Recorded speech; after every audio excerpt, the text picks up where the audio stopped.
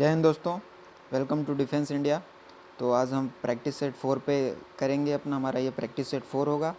और मैंने पहले ही बताया था, NDA, air force, navy, coast guard, आप किसी का भी एग्ज़ाम देते हो जहाँ जीएस, जीके मतलब हिस्ट्री, ज्योग्राफी, पॉलिटी कुछ भी आता हो, यहाँ से आप कर सकते हैं। और तो हम क्वेश्चन पे अपने चलते हैं। मोस्टली हमारा 25 प्लस ही क्वेश्चन मैं लेता हूँ, 30 के अबव क्वेश्चन लेता हूँ।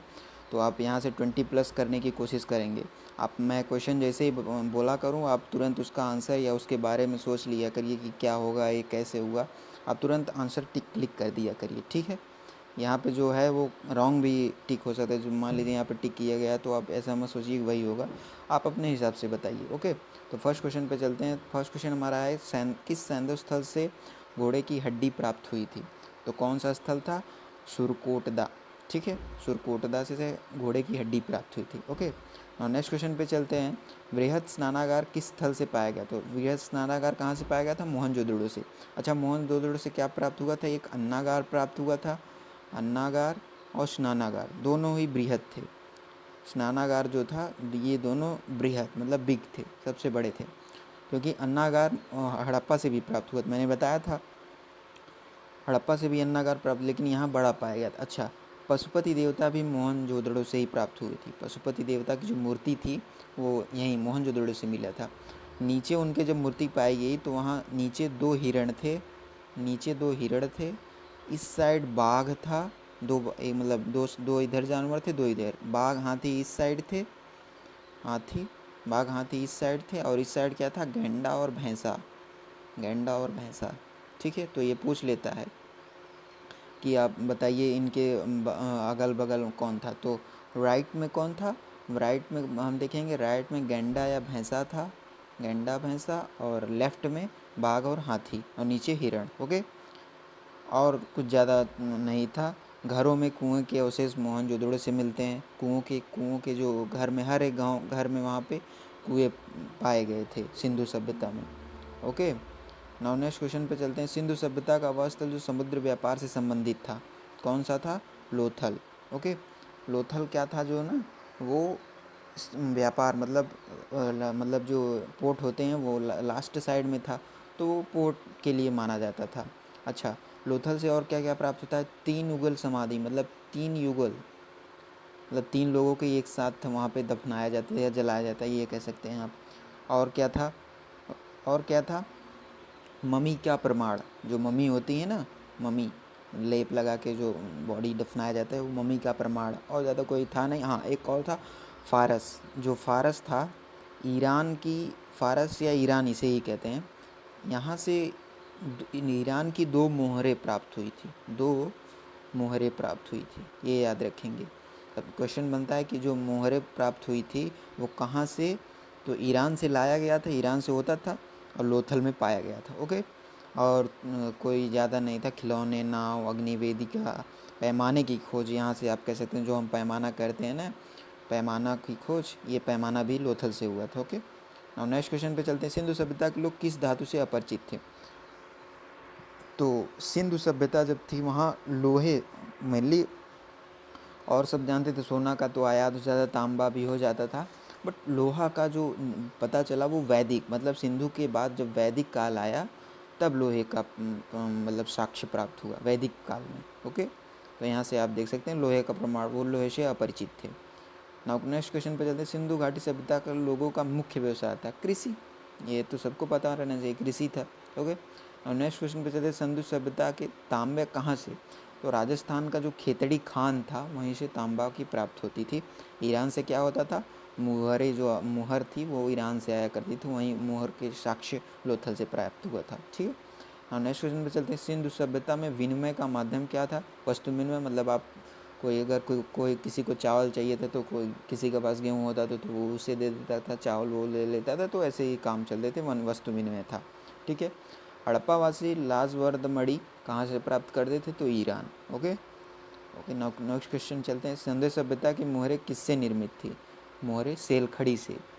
ओके, अच्छा, हड़प्पा सभ्यता की जो सामाजिक संरचना थी या संरचना थी वो कैसी थी? मैट्रियार्क सोसाइटी। मैंने पहले ही बताया था, जो मूर्तियाँ प्राप्त हुई थी अधिकतर वो मतलब स्त्री की थी, इसलिए वहाँ ऐसा माना जाता है वो मातृ सत्तात्मक था।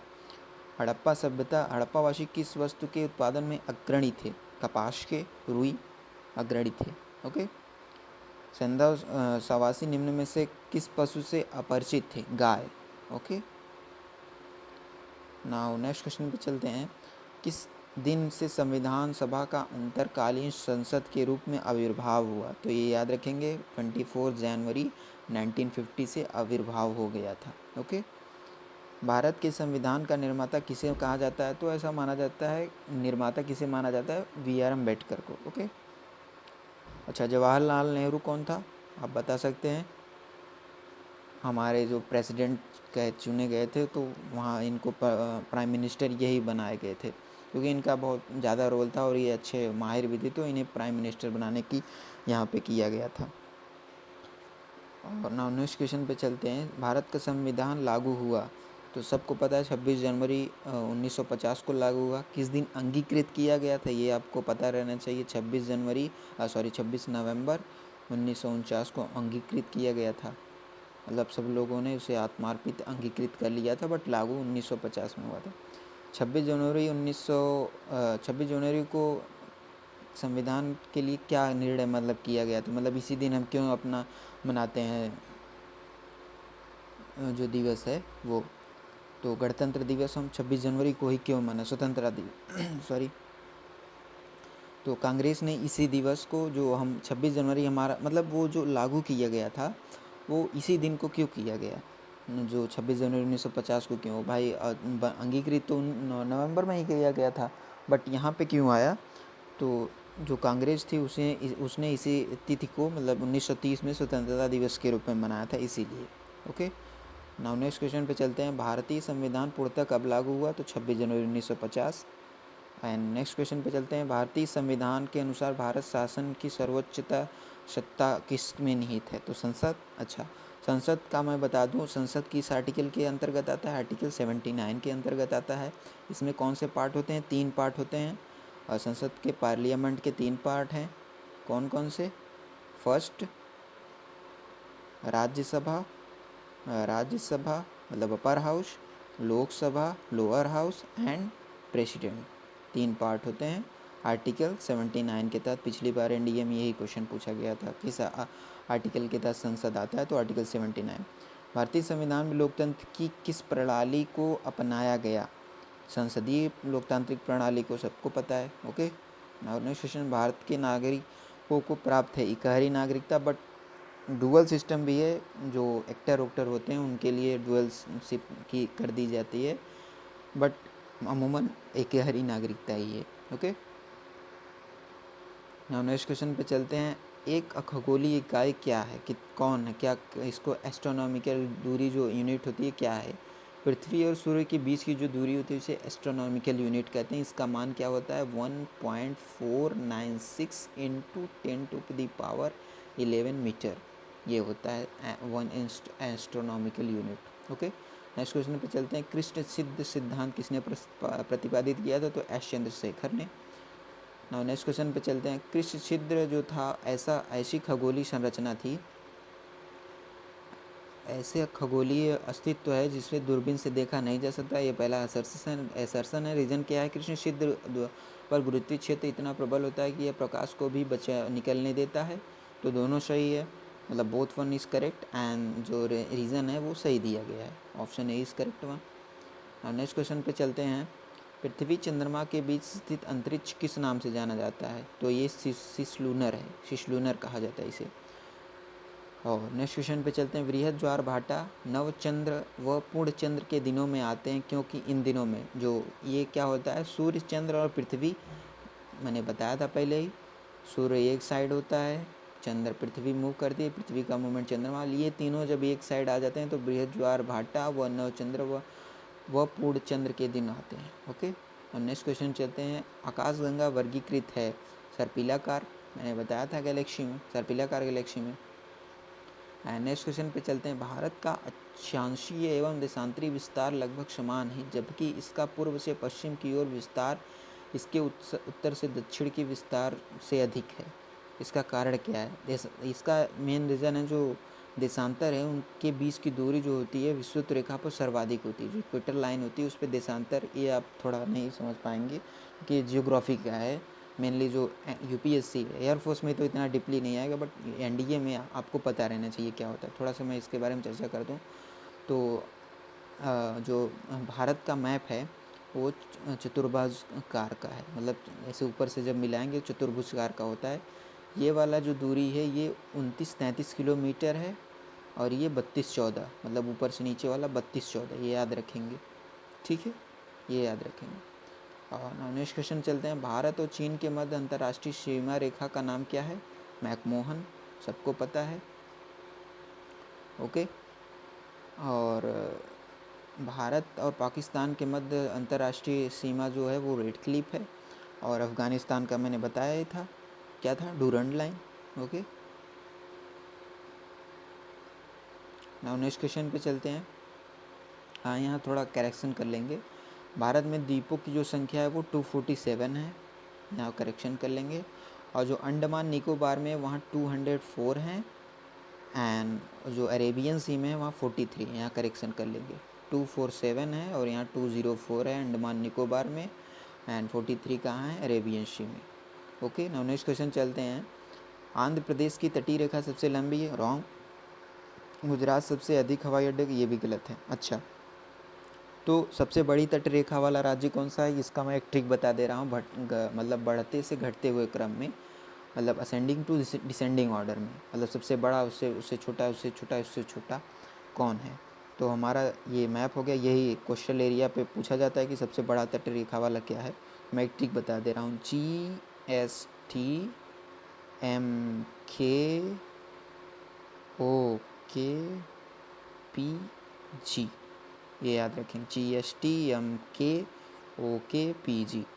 जी से क्या है? गुजरात सबसे बड़ा, फिर सीमांध्रा, सीमांध्रा हम आंध्र प्रदेश, एक्चुअली आंध्र प्रदेश क्या था, आंध्र प्रदेश और जब तेलंगाना दोनों साथ में थे, मतलब आंध्र प्रदेश के अंदर ही तेलंगाना था, जब तेलंगाना उसको अलग किया गया तो आंध्र प्रदेश का जो बचा हुआ भाग है उसे सीमांध्रा कहते हैं, ये जानते रहेंगे।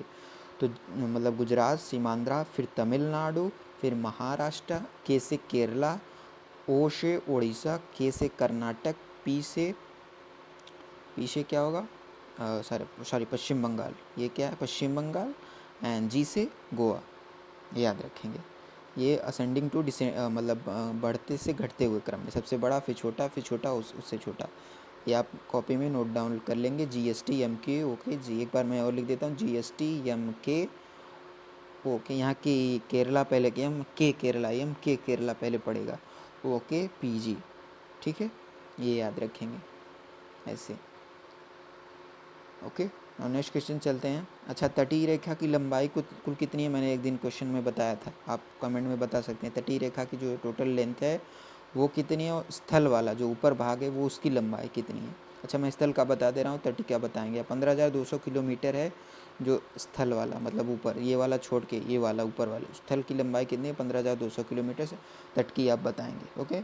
असम, भूटान तथा बांग्लादेश की सीमा से लगा हुआ है, तो राइट है। कैसे? तो असम जो है, भूटान से कौन कौन कंट्री लगते हैं? मैप में आप देख सकते हैं। मान लीजिए ये हमारा मैप हो गया, सपोज़ कीजिए ये भूटान है, यहाँ सिक्किम है, और ये जो असम आता है यहाँ से असम लगता है, इसे पैक करता है। इधर से पश्चिम बंगाल, और इधर से क्या है? अरुणाचल प्रदेश। तो क्या है? बांग्लादेश भी आता है। बांग्लादेश तो भाई पूरा है, यही है। असम भूटान और बांग्लादेश की सीमाओं को टच करता है भाई, ऐसा ऐसा कटका है असम, ऐसा आता है, ऐसा आता है, ठीक है। यहाँ पे क्या होता है? मेघालय, यहाँ पे मेघालय होता है, ये ऐसे टच करते हुए आता है, ये याद रखेंगे। पश्चिम बंगाल भूटान और नेपाल की सीमाओं से टच करता है, राइट है। अच्छा, पश्चिम बंगाल, भूटान, भूटान का मैंने बताया था, सिक्किम, इधर अरुणाचल प्रदेश, असम, याद रखेंगे। भूटान से कौन कौन है? सिक्किम, अरुणाचल प्रदेश, असम और पश्चिम बंगाल। अब नेपाल की बात कर लेते हैं। नेपाल के लिए मैं एक ट्रिक बता देता हूँ, U2BBC। U2 से 2 U होंगे, मतलब यू। पहला यू क्या होगा? उत्तराखंड, दूसरा उत्तर प्रदेश, यूपी। उत्तराखंड, उत्तर प्रदेश, फिर बिहार, बंगाल, एंड सिक्किम। ये कहाँ का है? ये नेपाल से बॉर्डर शेयर करते हैं इतने स्टेट, ये याद रखेंगे आप। ओके, इतने स्टेट जो है वो नेपाल से, मतलब U2 BBC, उत्तराखंड, उत्तर प्रदेश, बिहार, बंगाल, सिक्किम, ये नेपाल से शेयर करते हैं। और नाउ नेक्स्ट क्वेश्चन चलते हैं। मिजोरम बांग्लादेश और म्यांमार की सीमाओं से शेयर करता है। तो बांग्लादेश का मैंने एक दिन बताया था, अब मित्र में। ये आप सब कॉपी में नोट डाउन, क्योंकि ऐसे पढ़ेंगे भूल जाएंगे। आप कॉपी में लिख लीजिए, उसको बार बार रिवाइज करते रहिए। अब मित्र में, अब मित्र में मैप एक्चुअली आप सामने रखिए, या तो जब ना याद हो मैप आप देख लीजिए, 2-3 बार मैप देखिए, ट्रिक रटिए, उसके बाद अपने कॉपी में नोट डाउन कर लीजिए कि क्या है, खुद से लिखिए। ये बांग्लादेश का है, ठीक है। अच्छा, मैं इसका बता दे रहा हूँ। म्यांमार से क्या है? अरुणा मणि मिजो, अरुणा मणि मिजो। अरु से अरुणाचल प्रदेश, ना से नागालैंड, मणि से मणिपुर, मिजोरम से Mizoram.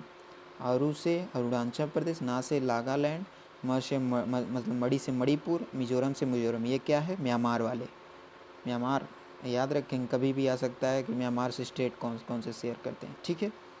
And finally subscribe my YouTube channel and join Telegram group for PDF and latest update. Session कैसा लगा आप कमेंट बॉक्स में बता सकते हैं। कोई भी क्वेरी, कोई भी क्वेश्चन आप पुटअप कर सकते हैं।